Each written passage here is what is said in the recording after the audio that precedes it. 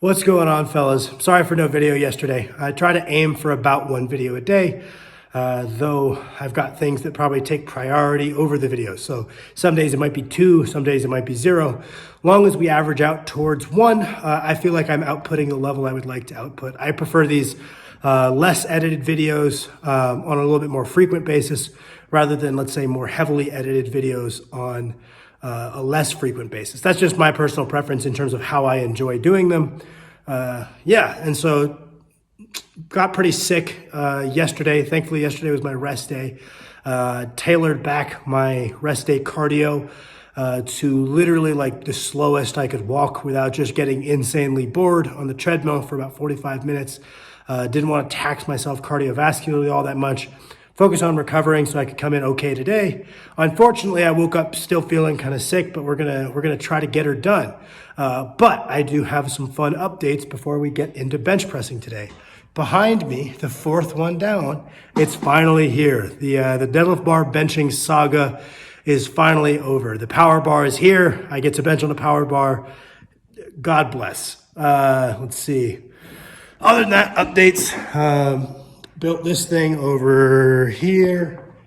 I don't know how well you can see that. It's a seal row. It runs across the catches on the rack. That way I don't have to put the bench up on a bunch of stuff to do seal rows. So now I have that option as a chest supported row variation I can do in the garage. Might mess around with that a little bit today, depending on how I'm feeling. I built some deadlift blocks to do pulls from elevated heights. I'm attaching some handles onto those so that I can move them around easier. They're got options right now of about 3 inches and 6 inches, and then I'm going to build 2-inch and 4-inch options pretty soon. Next time I run to Home Depot, and then last update. Don't know when it gets here, but the age of Sheethernet is over. We are finally going to be getting Wi-Fi, which means I can go back to making videos on my computer again, not my phone. And the videos will no longer take 6 hours to upload. So we're moving up in the world. Also, a little tidbit I thought would be good to share. I really wanted to have 2 caffeine pills today. 2 caffeine pills would be 400 milligrams of caffeine, which for someone my size, that's not that crazy. And that kind of brought me into the decision that I'm not going to, and kind of going to talk about why and assessing what caffeine intake is generally acceptable for what phases of training, right? So lots of people will look around, they'll see some science, and they will see that caffeine is an ergogenic aid to strength training. It does boost performance. Most of the studies proving it boosts performance prove that it boosts performance at about a dosage of 3 milligrams per pound body weight. So for me, that would be a bit over 750 milligrams of caffeine, which is quite a bit. And I can tell you, if I had 750 milligrams of caffeine before I trained today, I'd have a banger of a workout. I respond well to caffeine. I just focus well. Things feel great, right? But the problem is, off the top of my head, I think the half-life of caffeine is about 6 hours. So after 6 hours, about half of that is still in your system. So even if I train relatively early in the day, if I go to bed even 12 hours later, there's still a good, 180 milligrams of caffeine circulating in my system, and it's going to impair my sleep, right? So that's kind of where that cost-benefit analysis comes into play. You're like, okay, well, assuming I respond well to caffeine, some people just makes them jittery and then they fail to focus, and then it's an easy choice. Okay, well, it's not even helping my performance and it's hurting my sleep. This is a net negative. If it does boost your performance, you have to kind of find that middle ground of realistically appraising, yes, it makes you feel good, yes, the training's good, but if it's really hampering your sleep, that might be a net negative even though the training is better. And I find that usually on a regular training day, I need to cap it at about 200 milligrams. Otherwise, I do notice some impact on my sleep quality, even if it's taken early in the day. That being said, if I have a big session where my performance on that session is the objective, not necessarily the adaptation from the session. So if I've got some PR I want to hit, and I'm not as worried about recovering from the PR and getting better as I am getting it done, then I will bump up to 400. Today is not one of such days. So the goal is to get better. And as much as I am dying, have a headache, I know that caffeine acts as both a vasodilator and a vasoconstrictor. Probably my headache would go away. I'd feel like $1,000,000. But I've been sleeping like shit because I'm sick, and I cannot afford to sleep like shit another day and continue this through this training cycle with good momentum. So we're making the call of one single caffeine pill today.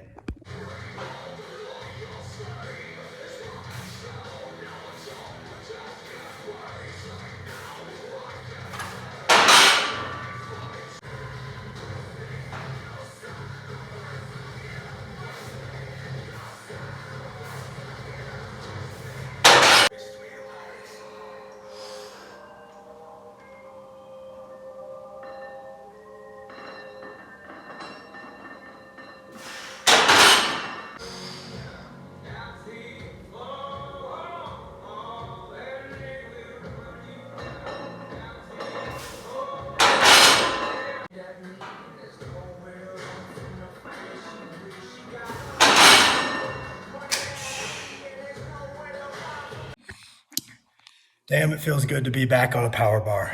Not very strong today, gonna chalk that up to being sick.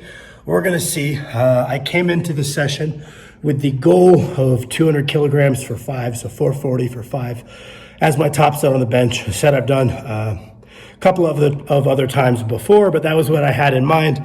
We're gonna see. I might give that a try on the first set. If that's not there, I was thinking maybe of hitting maybe 2 or 3 triples at that same weight as a stand in for that, which I think would be still a pretty solid workout. Big win. Got to make some technical adjustments. I started finally getting used to doing the deadlift bar bench, where I started timing the whip a little bit, and a couple of people, and I don't really blame them, accused me of using the deadlift bar to get weight out of it, which I can tell you with some confidence, I'm pretty sure I wasn't getting weight out of it, because if you watch my 560, it moved about the same as my 550 and my 555, which were both on power bars.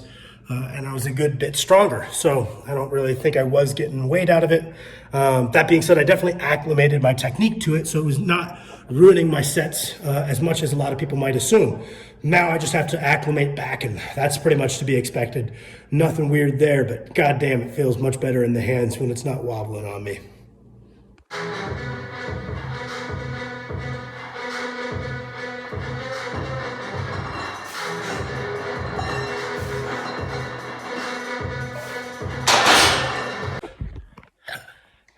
Okay, that went okay.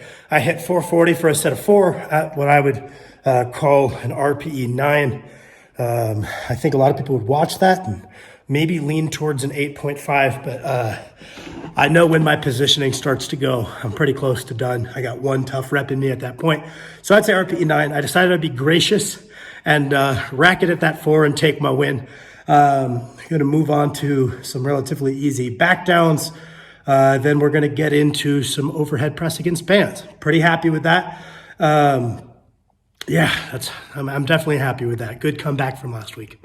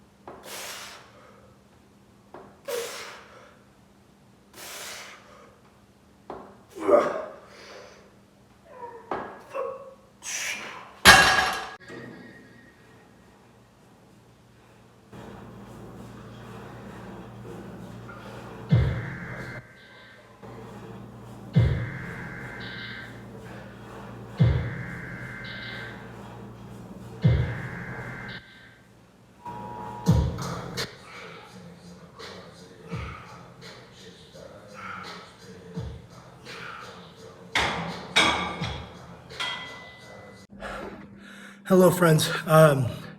Just finished up the workout. Did the seal rows, giving those a try today. I liked them. Next time I'm going to give them a try on my cambered neutral grip bar to get a bigger ROM and just see whether I like the specificity of being able to take the same grip as my bench or the slightly greater ROM I get from that bar, and make that call based on how that goes next week. Those were pretty good. Being sick definitely was getting to me. The adrenaline was wearing off. Got through my pec flies. Those went really well. Beat the books. Then my headache was getting worse. And I was feeling pretty weak. So I had some intra-workout carbs in the form of a banana.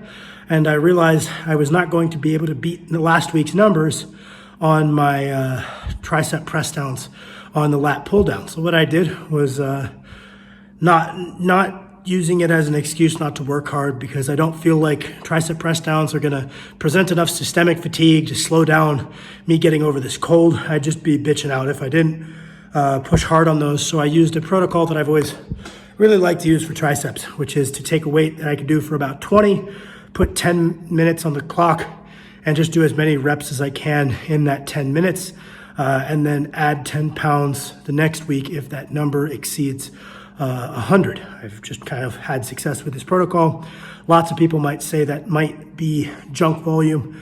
I'm not saying it's necessarily the smartest loading progression from a purely bodybuilding perspective, but I do find it to be a fun variation of progressive overload and beating the books that you can throw at the end of a strength training routine. On something that's lower scale, that offers less systemic fatigue, has less complexity, and thus probably less risk of injury, like a tricep press down. I find that you're not going to bury yourself as long as your triceps are already pretty acclimated to a high workload. I used to do these with rope press downs all the time. Not telling you guys they're the best thing in the world or anything like that, but they're something that I have utilized in the past with some success. So I did that today. Picked a weight I figured would be about a 20 RM today, and then banged out. I believe I got 125 in the 10 minutes. So if I decide to stick with this next week, I'll probably just add an extra 10 pounds on there, see if I can get the 100. So thank you guys for watching. Sorry for the lack of charisma today.